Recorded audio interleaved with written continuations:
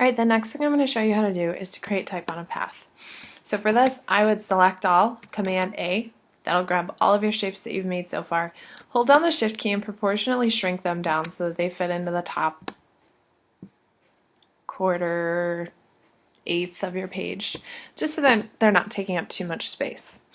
You're then going to grab the pen tool and create a curve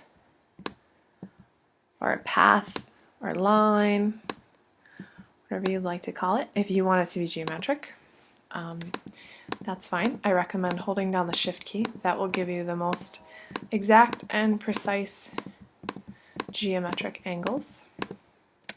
Or if you really want it to be a smooth or a softer curve, you can just keep following along. Now, it can overlap, but it should never intersect with its beginning points.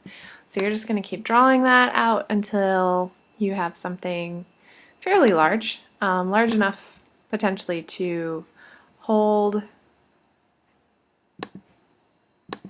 a quote. And I'm going to get rid of the red fill and just keep a red line for my path. Alright, the next thing is the fun part. We're going to go over to Safari or Chrome or whatever you're using. And you're going to find a quote that you'd like to use for your project. It can be lyrics, it can be anything you really like. Internet and copied and pasted your lyrics, or sorry, just copied your lyrics. You're then going to grab your type tool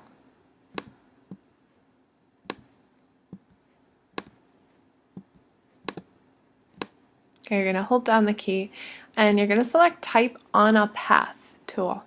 You can also select Vertical Type tool or Vertical Type on a Path. I'm just going to stick with Type on a Path for now. And it turns into a wavy cursor, and if you hover over your path, you'll get sort of that blue selection.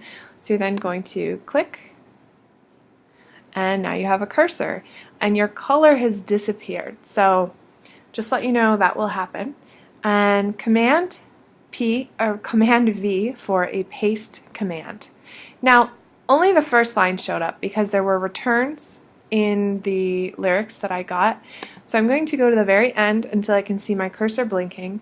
I'm going to click the next arrow to the right, so arrow right once, and then I'm going to click the delete key and add a space so that I can get the rest of those lyrics back up.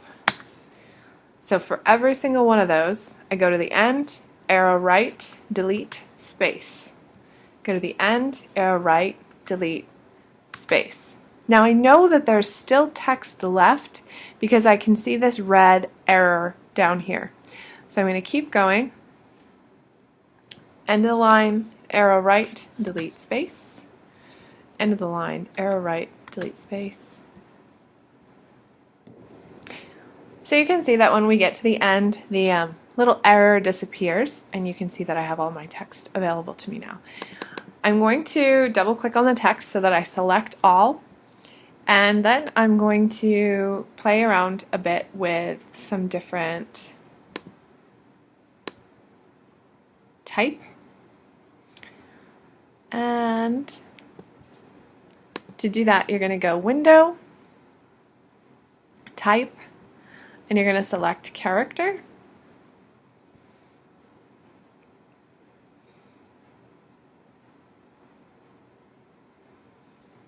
And then from there you can go ahead and select different fonts.